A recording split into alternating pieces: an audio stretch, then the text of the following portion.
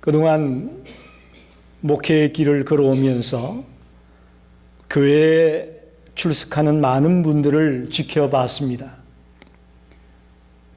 하나님의 은혜를 체험한 자들이 있고 또 체험하지 못한 자들이 있는 것을 봤습니다. 은혜 체험이 있는 자의 신앙생활과 은혜 체험이 없는 자의 신앙생활은 하늘과 땅 차이만큼 엄청난 차이가 있음을 보게 되었습니다. 먼저 은혜 체험이 없는 자들은 어떠냐? 신앙생활을 보면 굴곡이 심합니다. 그리고 아주 사소한 것 때문에 넘어집니다.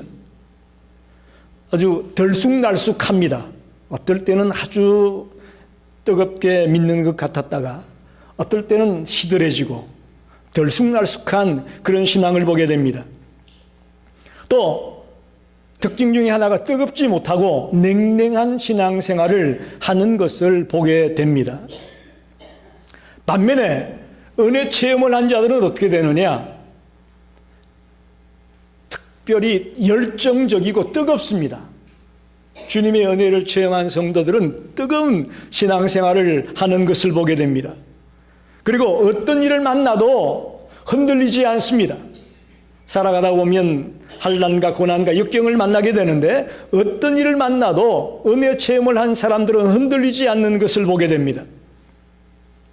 그리고 쉽게 넘어지지 않고 한결같은 모습으로 신앙생활을 하는 것을 볼 수가 있습니다.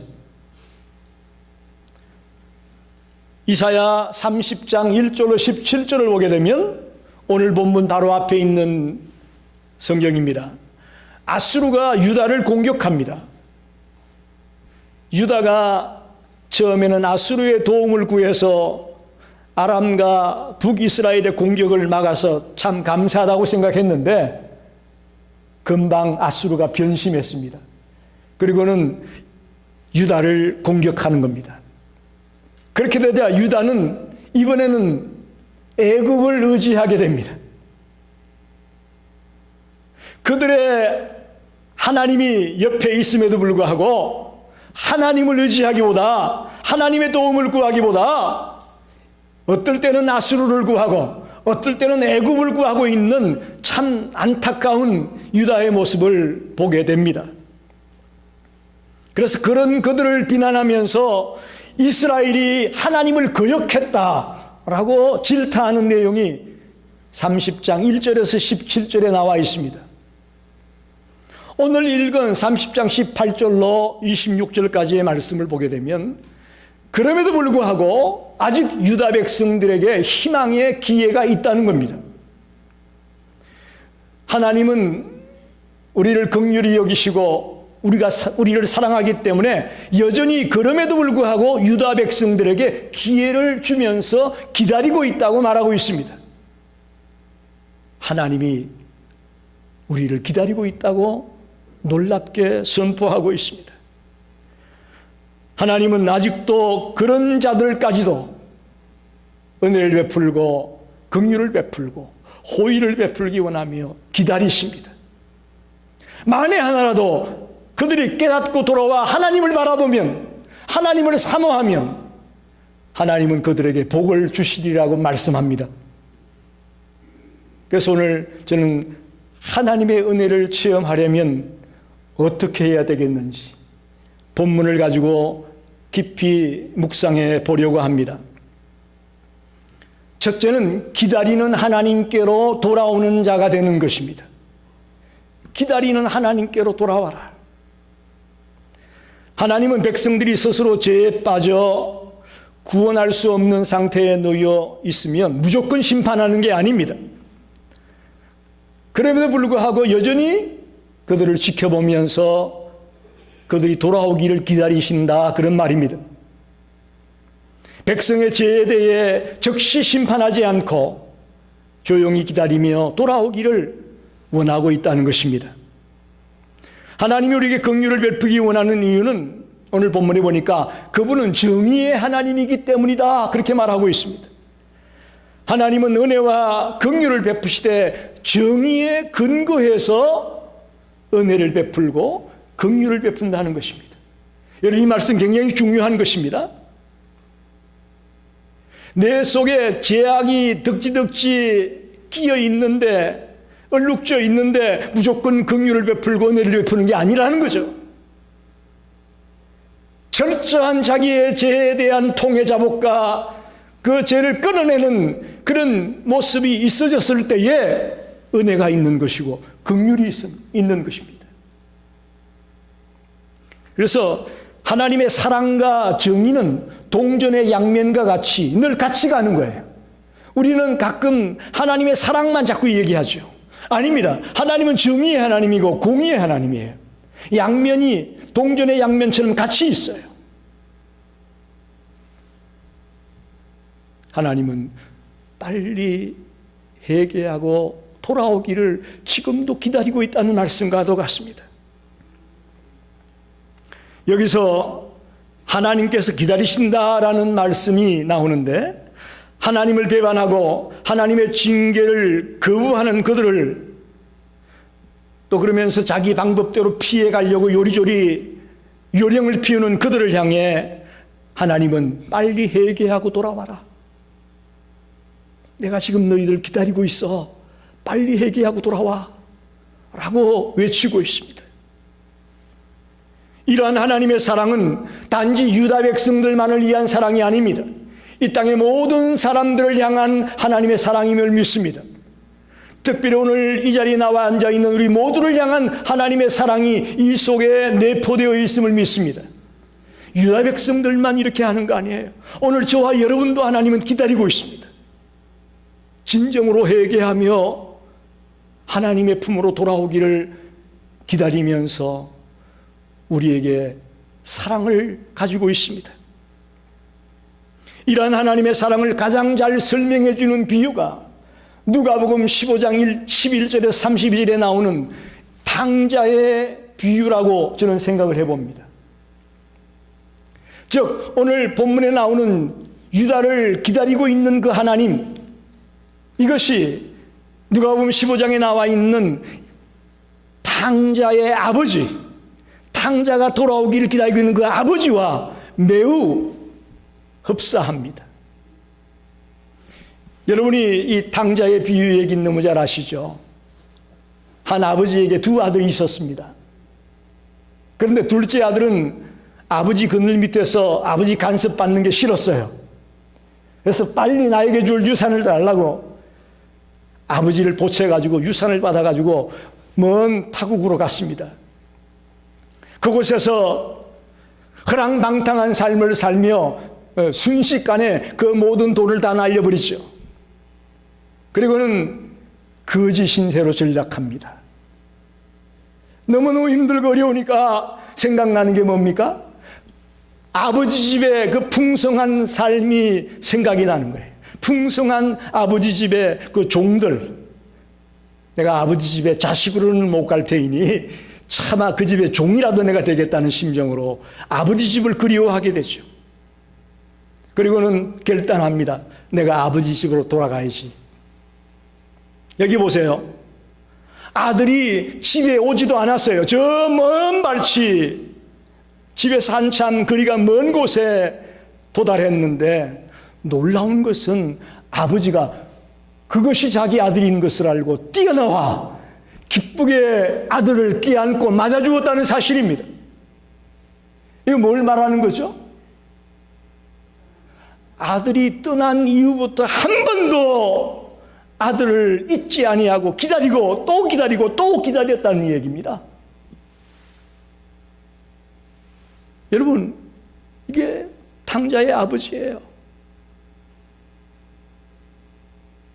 그 유산을 다 들고 나가서 다 탕진해버리고 이 못된 놈 같으니라고 하고 잊어버리고 싹둑 잘라버리는 것이 아니고, 그 순간부터, 떠난 그날부터 아버지의 마음에는 기다리는 마음이 있었다는 거죠.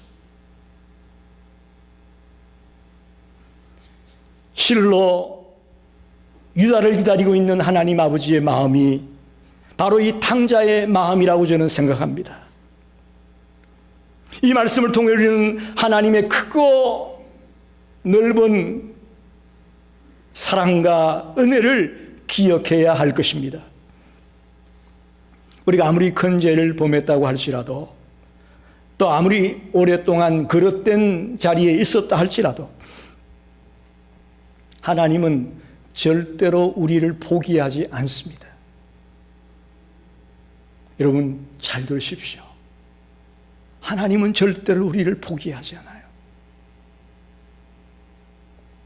여러분 생각에는 지금 우리와 같이 신앙생활을 했다가 지금 나오지 않고 있는 성도님들 뭐 이제 떠났구나, 끝났어가 아니에요. 하나님은 지금도 그들이 돌아오기를 기다리고 있습니다. 여러분도 주님의 마음을 조금이라도 본받아서 그들을 포기하지 마시고 그들을 돌아오기를 기다리며 눈물로 기도하는 성도가 되기를 바랍니다. 아무리 죄인이라도 돌이켜 회개하고 돌아오면 하나님 나라에서 천군 천사들과 더불어 기뻐하며 또한 그들에게 은혜를 베풀며 놀라운 축복의 잔치를 예비하고 계실 하나님을 생각하십시오. 한 생명이 천하보다 귀하다고 하지 않았습니까? 그런데 그들이 조금 멀어졌다고 하나님 포기하지 않아요? 포기하지 않습니다. 기다리는 하나님을 생각하며 빨리 주께로 돌아오는 것이 하나님의 은혜를 체험하는 방법입니다. 두 번째는 하나님의 구원의 은혜를 사모하면서 기다리는 사람이 되는 것입니다. 여기 기다림이라는 말이 오늘 본문에 많이 나오는데 저는 기다림을 두 가지로 말씀드리고 싶어요. 하나는 하나님의 기다림이 있습니다.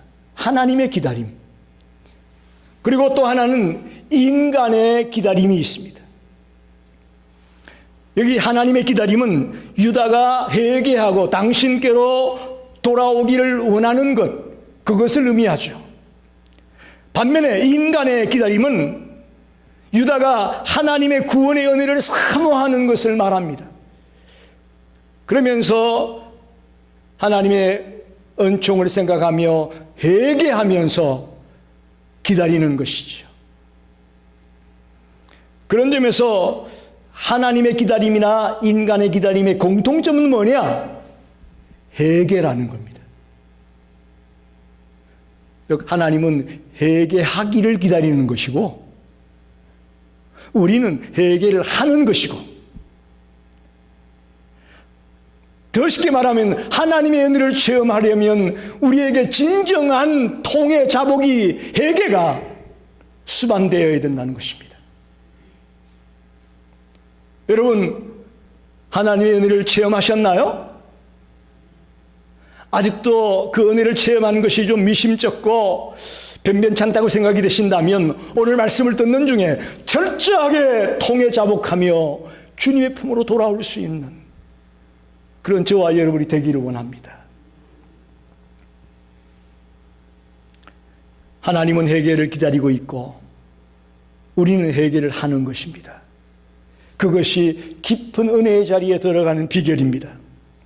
여기 본문에 보면 그를 기다리는 자마다 복이 있다, 그런 말씀이 나옵니다.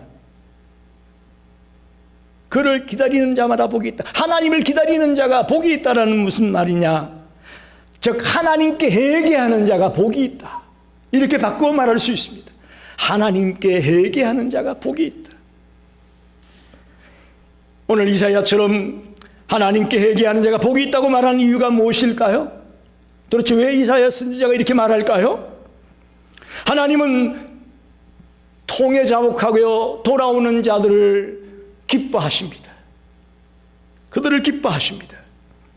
우리가 회개하고 돌아오면 얼마든지 용서해주고 자비를 베풀고 사랑을 베풀고 은혜를 베풀 준비가 되어 있습니다. 그래서 하나님께 회개하는 자가 복이 있다고 말하는 것입니다. 성경 인물 가운데 다윗은 이스라엘의 가장 위대한 왕 중에 하나였습니다. 그러나 그는 우리 인간들의 생각으로는 도저히 용서가 안 되는 죄를 지은 사람이에요. 여러분 어떻게 생각하세요? 인간들의 생각으로는 도저히 이게 용서가 안 되는 죄를 지은 사람이라고. 자기의 부하 중에 가장 충직한 부하 그 우리아의 아내를 간음합니다. 남도 아니에요. 자기의 명령에 순종하고 나라를 사랑하면서 헌신적으로 일하는 그 충성스러운 부하의 아내를 간음하는 죄를 지었습니다. 그리고 그걸 숨기기 위해서 우리아를 싸움의 최전방에 보내어서 그를 죽게 하는 죄를 지었습니다. 우리 인간의 생각으로는 이 사람은 용서가 안 되는 사람이에요. 다윗도 처음에는 자기의 죄를 부인하고 감추려고 들었죠. 그러나 나단 선지자가 찾아와서 당신이 바로 그 사람이라고 지적할 때에 그 즉시 무릎을 꿇고 하나님 앞에 통해 자복하며 눈물로 낱낱이 죄를 토해내며 하나님께 돌아오는 다윗을 보게 되죠. 시편 51편 17절에 보면 그때 다윗이 이렇게 고백을 했습니다. 하나님께서 구하시는 제사는 상한 심령이라. 하나님이여 상하고 통회하는 마음을 주께서 멸하지 아니하시리이다. 상한 심령을 주께서 받으시는 줄 압니다 라고 고백하며 자기의 어리석음을 미련함을 있는 그대로 토해냈습니다. 사랑하는 여러분, 하나님은 우리를 기다리고 있습니다. 그 하나님, 기다리는 하나님을 생각하며 하나님을 사모하며 하나님께로 돌아오는 자에게 복이 있다고, 회개하며 돌아오는 자에게 복이 있다고 말합니다. 어떤 복이냐? 하나님과의 관계가 회복되어집니다. 할렐루야. 우리가 진정으로 회개하고 돌아오면 하나님과의 막힌 담이 허물어지고 하나님과의 관계가 회복되어집니다. 그동안 불통했던 하나님과 교통하게 됩니다. 불통했던 사람들과의 관계도 교통하게 됩니다. 할렐루야. 하나님과의 관계만 뚫리는 게 아니에요. 사람과의 관계도 뚫리는 거예요. 부부간에 문제가 있었습니까? 친구들과 문제가 있었습니까? 그거 하나님과의 관계가 먼저 뚫려야 뚫리는 거예요. 할렐루야. 우리는 그저 부부관계니까 그것만 뚫으면 되겠지, 그것 가지고 안 되는 거예요. 하나님과의 관계가 해결이 될 때 저절로 부부관계도 뚫려지고 친구들과의 관계도 뚫려지고 부모 자식 간의 관계도 뚫려지고, 할렐루야, 뚫려지게 되어 있는 겁니다. 하나님과 불통하고 사람들과 불통했던 우리들이 진정으로 회개 자복하며 기다리는 하나님 앞에 돌아오게 되면 다시금 교통하게 되고 화목하게 되는 그런 축복이 있을 것이라고 말합니다. 마지막으로, 그럼 이렇게 하나님의 은혜를 체험한 자에게 어떤 복이 있느냐? 오늘 본문에 좀 구체적으로 그 복을 말하고 있습니다. 세 가지로 복을 말하고 있는데 20절로 21절에 보면 주께서 너희에게 한란의 떡과 고성에 물을 주시나 내 서성은 다시 숨기지 아니하시리니 내 눈이 내 서성을 볼 것이며 너희가 오른쪽으로 치우치든지 왼쪽으로 치우치든지 내 뒤에서 말소리가 내 귀에 들려 이르기를 이것이 바른 길이니 너희는 이리로 가라 할 것이며. 무슨 얘기냐? 우리가 하나님의 음성을 듣고 바른 길로 가게 되는 축복이 있다, 그런 말이에요. 할렐루야. 그동안은 아무리 외쳐도, 선지자가 아무리 외쳐도, 하나님의 말씀이 아무리 외쳐져도 듣지 않았어요. 그러나 이제 하나님과의 관계가 회복되고 나니까 하나님의 음성이 들려오고 하나님의 명령을 따라 바른 길로 가는 축복이 있다는 거예요. 축복 얘기하니까 돈이 생길 줄 알았더니 돈이 아니고 바른 길로 가라고 하는구나. 이게 축복이에요. 할렐루야. 우리는 축복하면 그저 좋은 집, 좋은 차, 은행에 돈 많이 쌓이는 거, 그것만 생각하는데 죄송하지만 그거 하나님이 불어버리면 아무것도 아니에요. 아무것도 아니에요. 바른 길 가는 거예요. 바른 삶을 사는 거예요. 여기 서성은 다시 숨기지 아니하겠다. 하나님 편에서는 이 하나님의 계시를, 하나님의 비밀을 감추지 않겠다는 거예요. 내 눈이 서성을 볼 것이다. 백성들은 이제 그동안 하나님을 바라보지 못했는데 이제 하나님을 바라보겠다는 거예요. 그래서 하나님이 원하는 길이 어떤 길이고 하나님이 원하는 삶이 어떤 삶인가를 분명히 보게 될 거다. 그게 축복이다. 그렇게 말씀하는 거죠. 여러분, 우리가 앞으로 얼마나 살지 아무도 모릅니다. 그 사는 날 동안 바른 길로 걸어가는 복된 성도들이 되시기를 간절히 축원합니다. 두 번째 축복은 22절에 보니까 또 너희가 너희 조각한 우상에 입힌 은과 부어 만든 우상에 올린 금을 더럽게 하여 불결한 물건을 던진 같이 던지며 이르기를 나가라 하리라. 우상을 섬기던 그들이 하나님만 경배하며 하나님만 의지하는 축복이 있을 것이다. 그렇게 말합니다. 그들이 그동안 섬겨왔던 우상들이 헛되고 가정된 것임을 이제 깨달은 것입니다. 그리고 가차없이 그들을 버려버리고 던져버리고 이제는 오직 하나님만 경배하며 또 하나님만 의지하는 삶을 사는 자가 되는 것이 축복이다. 그렇게 말합니다. 혹시 여러분이 교회에 다니면서도 뭔가 다른 걸 믿지는 않았습니까? 새해가 되면 점집에 찾아가고 무슨 일이 생기면 또 뭐 찾아가서 물어보고 그런 분도 있었어요. 이사 가기 전날 날짜 잡는다고 뭐한테 가서 물어보더라고. 예수를 믿는다면서도 신앙이라고 하면서도 그런 걸 의지했던 분이 계셨다면 오늘 말씀을 듣는 중에 다 던져버리고 하나님만 경배하며 하나님만 의지하는 삶을 사는 복된 자가 되시길 바랍니다. 그게 축복이라는 거예요. 그게 축복이라는 거예요. 마지막으로 23절 24절에 보면 내가 땅에 뿌린 종자에 주께서 비를 주사 땅이 먹을 것을 내며 곡식이 풍성하고 기름지게 하실 것이며 그날에 내 가축이 강한 목장에서 먹을 것이요 밭가는 소와 어린 나귀도 키와 새스랑으로 까부르고 맛있게 한 먹이를 먹을 것이며 기가 막힌 이야기입니다. 하나님의 은혜를 체험하며 하나님과의 관계가 회복된 자에게는 이제 보상을 주시는데 호의를 베풀어 주시고 또 풍요로운 삶을 살게 해주겠다는 약속의 말씀입니다. 특별히 흡족한 비를 내리겠다고 말씀합니다. 그동안 이 시카고가 얼마나 가물었습니까? 그죠? 이번에 정말 단비와 같은 비가 내렸습니다. 물론 안타깝게도 곳곳에 토네이도 있었고 홍수가 나서 또 어려움을 당하는 사람도 있습니다만 그러나 전체적으로 볼 때 참 단비와 같은 비를 주셨어요. 그것 때문에 풍년이 된다고 말합니다. 가축들도 강한 초장에서 마음껏 풀을 자유롭게 뜯어먹으면서 지내는 그런 축복이 있을 것이라고 말합니다. 오늘 본문 중에 특별히 특이한 것 보세요. 24절 하반에 보면 소와 나귀도 키와 새스랑으로 까부르고 맛있게 한 먹이를 먹는다. 집에서 농사를 도와주는 가축들 있잖아요. 그 가축들에게 매일 먹이를 줘야 되잖아요.